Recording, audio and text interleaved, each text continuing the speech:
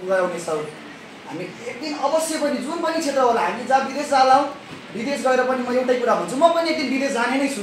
तर म विदेश जाने पनि एउटा यस्तो उद्देश्य जाने छु नि, म त्यहाँ गएर सिकेको कुरा मेरो नेपालमा आएर म नेपालका विद्यार्थीहरूलाई सिकाउँछु भनेर जाने।